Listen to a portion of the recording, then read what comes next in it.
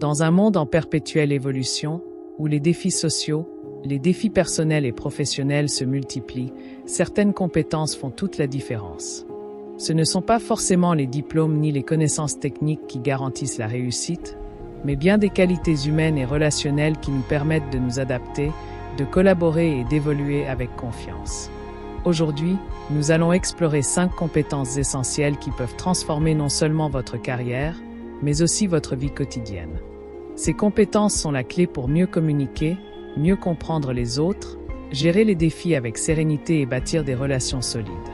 Que vous soyez en entreprise, dans une association, ou simplement à la recherche d'un meilleur équilibre dans vos interactions, ces aptitudes vous aideront à vous démarquer et à créer des liens authentiques. Alors, prêt à découvrir ces 5 super pouvoirs qui peuvent tout changer?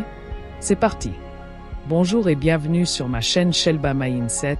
Ici, nous parlons immobilier, développement personnel, investissement en bourse. Si de tels sujets t'intéressent, abonne-toi à ma chaîne pour ne pas rater mes prochaines vidéos. Première compétence, la communication claire. Dans notre société actuelle, bien s'exprimer est une compétence précieuse.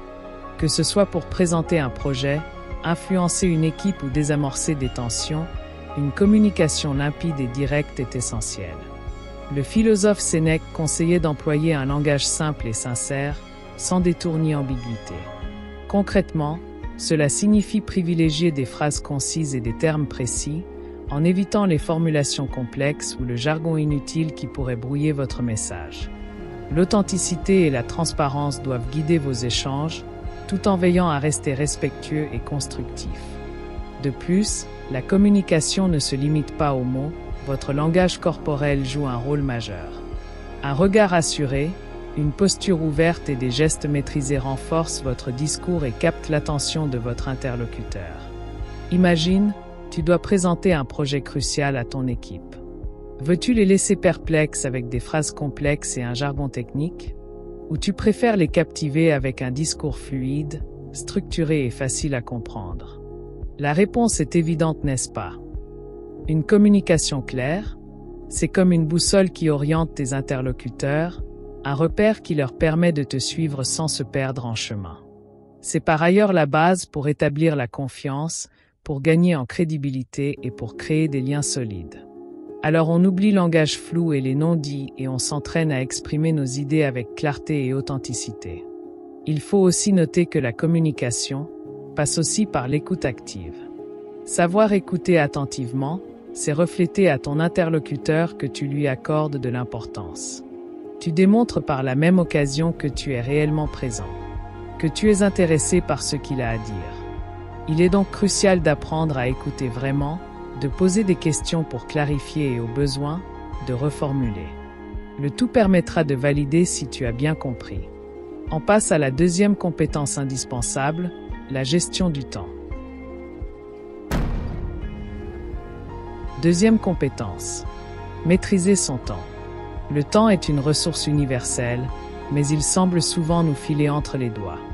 Prenons un exemple concret. Imaginez un marathonien qui démarre sa course en sprintant à toute vitesse. Très vite, il s'essouffle et il peine à atteindre la ligne d'arrivée. Gérer son temps, c'est comme gérer son énergie dans une course. Il ne s'agit pas seulement d'enchaîner les tâches, mais de trouver le bon rythme pour avancer efficacement sans s'épuiser. Comment gérer efficacement son temps? La première étape consiste à repérer ce qui vous fait perdre du temps, les distractions constantes, les interruptions inutiles, le perfectionnisme ou encore la procrastination. Une fois ces pièges identifiés, mettez en place une stratégie pour les contourner. Il faut penser à prioriser vos tâches, à fixer des objectifs clairs et à planifier vos journées avec intention. N'oubliez pas que le repos fait partie du processus.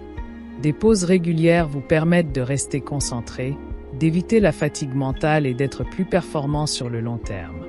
En maîtrisant votre gestion du temps, vous gagnez bien plus que de simples heures, vous retrouvez du contrôle, de la sérénité et la liberté de consacrer du temps à ce qui compte vraiment pour vous. Troisième compétence, l'adaptabilité. La clé pour gérer l'inattendu. Dans un monde en constante évolution, l'adaptabilité est devenue une compétence incontournable. La vie est imprévisible et ceux qui savent s'adapter aux changements, ceux qui savent rebondir face aux obstacles et transformer les défis en opportunités ont une longueur d'avance. Cette réalité n'échappe pas au cadre familial. Plan de sortie chamboulé, imprévu de dernière minute, enfant qui tombe malade au pire moment. Avez-vous déjà rencontré l'un de ces défis? Loin d'être un simple désagrément, ces situations sont de vraies leçons d'adaptabilité.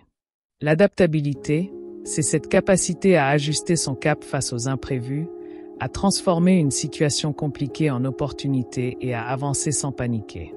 Prenons un exemple concret. Imaginez que vous avez tout prévu pour un week-end en famille parfait, et soudain, un orage éclate, annulant toutes vos activités en extérieur. Plutôt que de laisser la frustration gagner, prenez un moment pour respirer et analyser la situation. Quelles alternatives s'offrent à vous?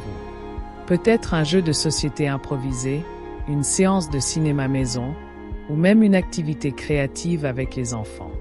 En acceptant le changement et en réajustant vos plans avec calme et flexibilité, vous transformez une déception en un nouveau moment de partage. N'oubliez surtout pas que l'adaptabilité, c'est comme un muscle, plus tu l'entraînes, plus il devient fort. Que ce soit en famille ou au travail, l'adaptabilité n'est pas seulement une qualité, c'est une force. Ceux qui savent rebondir face aux imprévus, réorganiser leurs priorités et garder une attitude positive sont ceux qui avancent avec le plus de sérénité. Alors, la prochaine fois qu'un changement vient bousculer vos plans, voyez-le comme une occasion d'innover et de grandir. On explore ensuite une dimension essentielle du développement personnel, la motivation intrinsèque. Quatrième compétence, la motivation intrinsèque. Dans un monde où nous sommes souvent jugés par nos résultats et comparés aux autres, il est facile de perdre de vue ce qui nous anime profondément. La motivation intrinsèque, c'est cette flamme intérieure qui nous pousse à agir, non pas pour les applaudissements ou les récompenses extérieures, mais simplement parce que cela résonne avec ce que nous sommes. Imaginez vous plonger dans une activité qui vous passionne. Peut-être est-ce un projet créatif, une cause qui vous tient à cœur, ou simplement un moment où vous vous sentez pleinement aligné avec vous-même. Ce sentiment de plénitude, c'est la motivation intrinsèque. Elle ne dépend pas des autres, mais de votre propre connexion à ce qui vous inspire. Lorsque vous travaillez sur quelque chose qui vous passionne, mais que les résultats tardent à venir, ne vous découragez pas. Rappelez-vous pourquoi vous avez commencé. Célébrez chaque petit pas, chaque progrès, même s'il semble insignifiant aux yeux du monde. Ces moments sont les pierres angulaires de votre succès. La motivation intrinsèque, c'est comme cette lumière intérieure qui guide vos actions. Elle vous permet de rester fidèle à vous-même, même lorsque le chemin est difficile. Et c'est cette force qui fait toute la différence. Imagine un musicien qui passe des heures à répéter, non pas pour remplir des stades ou gagner des prix, mais parce que jouer de la musique le fait se sentir vivant. C'est ça, la motivation intrinsèque. Elle nous permet de traverser les moments difficiles, d'être persévérants et surtout de faire ce qui compte vraiment pour nous. Concluons avec 2 compétences qui sont au cœur de toute relation humaine réussie, l'empathie et l'écoute active. 5e compétence, l'empathie et l'écoute active. Les clés d'une communauté solidaire. Dans la vie en communauté, qu'il s'agisse d'un quartier, d'une association ou même d'un groupe d'amis, on oublie parfois que chaque personne a une histoire, des préoccupations et des émotions qui lui sont propres. Derrière chaque sourire, chaque action, il y a un monde intérieur souvent invisible. C'est là qu'interviennent l'empathie et l'écoute active.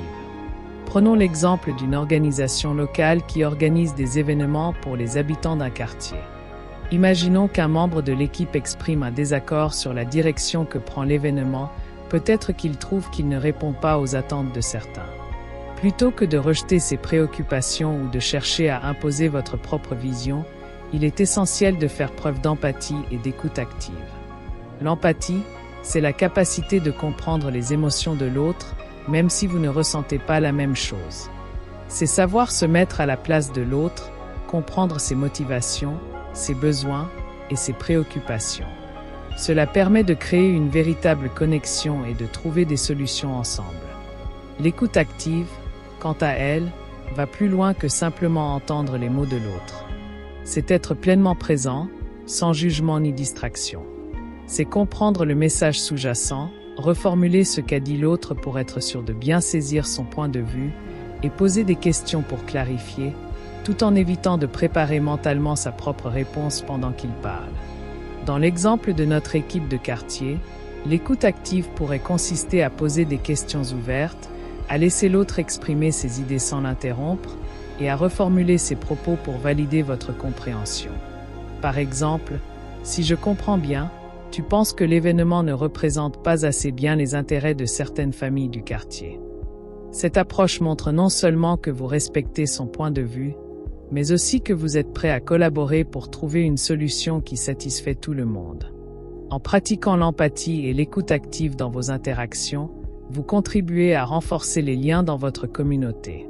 Ces compétences permettent de créer un environnement plus respectueux, plus harmonieux, où chaque voix compte et où les conflits peuvent être résolus de manière constructive et inclusive. Si vous avez trouvé cette vidéo intéressante, merci de commenter et de vous abonner pour ne pas rater nos prochaines publications.